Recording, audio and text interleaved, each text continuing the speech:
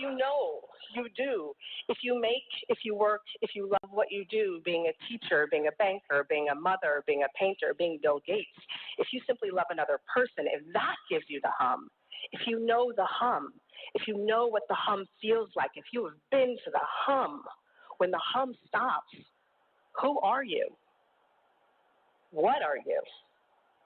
What am I? Am I still a Titan? If the song of my heart ceases to play, can I survive in the silence? And then my Southern waitress toddler asks me a question. I'm on my way out the door. I'm late. And she says, Mama, want to play?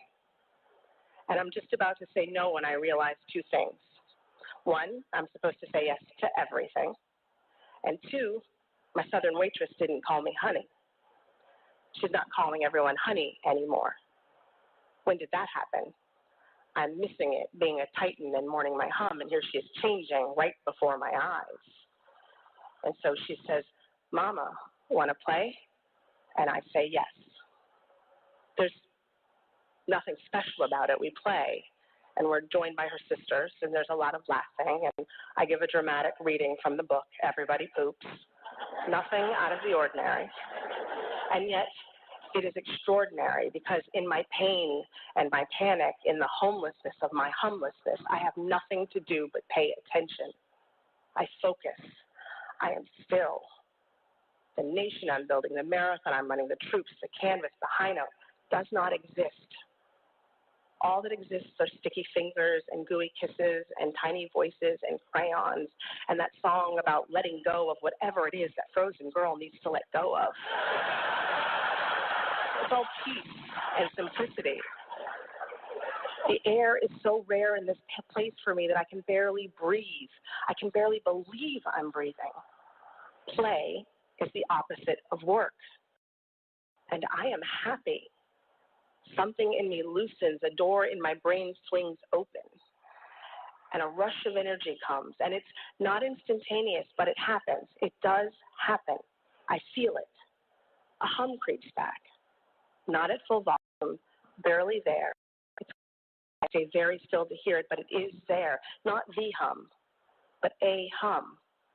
And now I feel like I know a very magical secret. Well, let's get carried away. It's just love. That's all it is. No magic, no secret. It's just love. This is something we forgot. The hum, the work hum, the hum of the Titan, that's just a replacement. If I have to ask you who I am, if I have to tell you who I am, if I describe myself in terms of shows and hours of television and how globally badass my brain is, I have forgotten what the real hum is. The hum is not power, and the hum is not work specific. The hum is joy specific. The real hum is love specific. The hum is the electricity that comes from being excited by life. The real hum is confidence and peace. The real hum ignores the stare of history and the balls in the air and the expectation and the pressure. The real hum is singular and original. The real hum is God's whisper in my ear, but maybe God was whispering the wrong words because which one of the gods was telling me I was a Titan? It's just love. We could all use a little more love, a lot more love. Anytime my child asks me to play, I will say yes. I make it a firm rule for one reason, to give myself permission to free me from all of my workaholic guilt. It's a law, so I don't have a choice. And I don't have a choice, not if I want to feel the hum. I wish it were that easy, but I'm not good at playing. I don't like it. I'm not interested in doing it the way I am interested in doing work. The truth is incredibly humbling and humiliating to face. I don't like playing. I work all the time because I like working. I like working more than I like being at home. Facing that fact is incredibly difficult to handle because what kind of person likes working more than being at home? Well, me. I mean, let's be honest, I call myself a Titan. I've got issues. And one of those issues isn't that I am too relaxed. We run around the yard, up and back and up and back. We have 30-second dance parties. We sing show tunes. We play with balls. I blow bubbles, and they pop them. And I feel stiff and delirious and confused most of the time. I itch for my cell phone always. But it is okay. My tiny humans show me how to live, and the hum of the universe fills me up. I play, and I play until I begin to wonder why we ever stopped playing in the first place. You can do it too. Say yes every time your child asks you to play. Are you thinking maybe that I'm an idiot in diamond shoes? You're right, but you can still do this. You have time. You know why? Because you're not Rihanna and you're not a Muppet. Your child does not think you're that interesting. You only need 15 minutes. My 2- and 4-year-old only ever want to play with me for about 15 minutes or so before they think to themselves they want to do something else. It's an amazing 15 minutes, but it's 15 minutes. If I'm not a ladybug or a piece of candy, I'm invisible after 15 minutes. And my 13-year-old, if I can get a 13-year-old to talk to me for 15 minutes, I'm parent of the year. 15 minutes is all you need. I can totally pull off 15 minutes of uninterrupted time on my worst day. Uninterrupted is the key. No cell phone, no laundry, no anything. You have a busy life. You have to get dinner on the table. You have to force them to bathe, but you can do 15 minutes. My kids are my happy place. They're my world, but it doesn't have to be your kids, the fuel that feeds your hum, the place where life feels more good than not good. It's not about playing with your kids. It's about joy. It's about playing in general. Give yourself the 15 minutes. Find what makes you feel good. Just figure it out and play in that arena. I'm not perfect at it. In fact, I fail as often as I succeed. Seeing friends, reading books, staring into space. Want to play starts to become shorthand for indulging myself in ways I'd given up on right around the time I got my first TV show, right around the time I became a titan in training, right around the time I started competing with myself for ways unknown. 15 minutes, what could be wrong with giving myself my full attention for 15 minutes? Turns out, nothing. The very act of not working has made it possible for the hum to return, as if the hum's engine could only refuel while I was away. Work doesn't work without play. It takes a little time, but after a few months, one day the floodgates open and there's a rush, and I find myself standing in my office filled with an unfamiliar melody, full-on groove inside me and around me, and it sends me spinning with ideas, and the humming road is open, and I can drive it, and I love working again.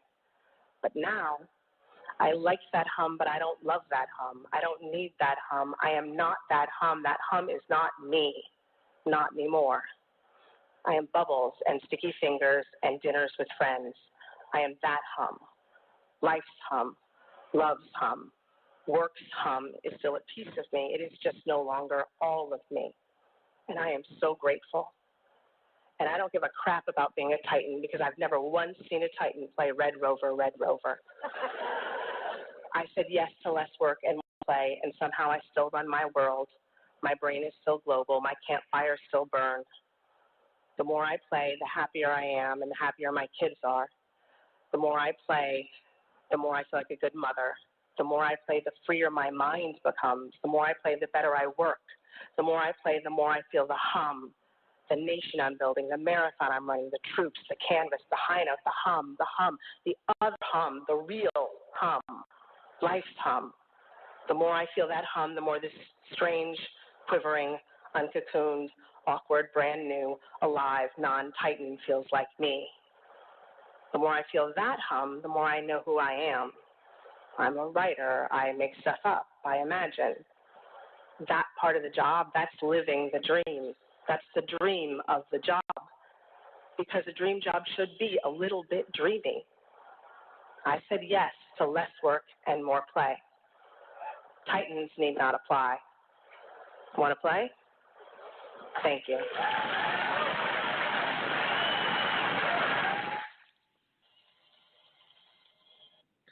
All right. How'd you like that one, huh? That was really good. What's your hump? Something to think about, huh? Well, I tell you, personally, me, I have to play. I'm just the opposite. When I get consumed with work, I'm just not feeling. I just don't feel good. I don't feel good because I feel like I'm muddling around and getting nothing done. I have to take time to play. I feel sorry for her, but I'm glad she found what she needed to find to bring that back into her. I mean, I love to. I play with my children. I play with my husband. He doesn't like to play, but every so often I get him in a mood to play. Sometimes the way he plays is bullying.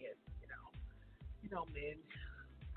You try to play with them, and then they want to grab your hands or something. You can't move them. That's what they call play. It's just like Billy. They like bullying. But I hope you enjoyed that, and I really hope you got something out of it as far as saying yes to your kids, to that playtime. You have to say yes to that playtime. When my kids were growing up, I said yes to playtime. I think I was more sillier than them at times, but I knew the difference when to become mom and when to stop the play. Play stops when kids become disrespectful, and they're no longer respecting what you say or your rules. And that's when you have to not play so much with them and focus more on being a stricter parent. Um, Say yes to this cartoons too that your kids are watching. Say yes when they ask you to sit down and watch them. Say yes and sit down and watch them. So you make sure that your kids are not listening to any demonic stuff or anything penetrating in their little brains that's going to make them act out something later on that they don't even understand what they're doing. And play with your husbands, play with your boyfriends, play with your girlfriends. Take some time and play.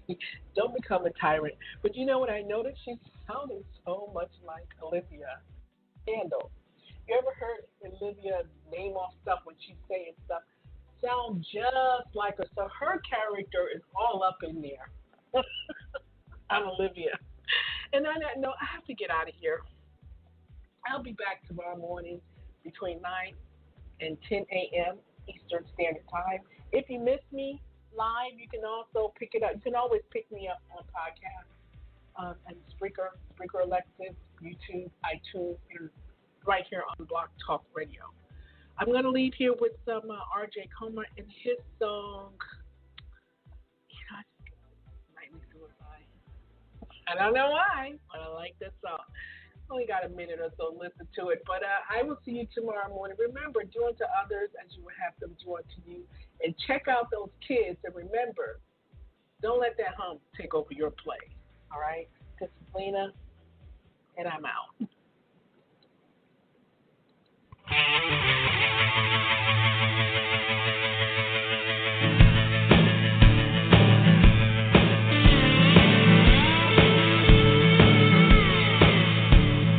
Sitting here counting drinks with my fingers,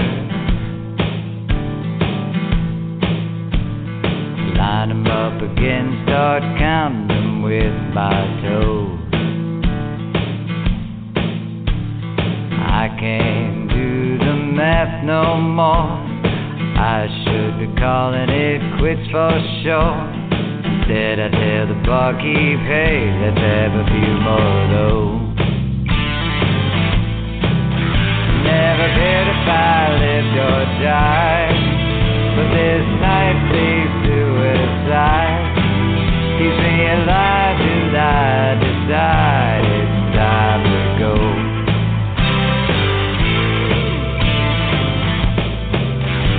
The shadows on the wall, they all are dancing,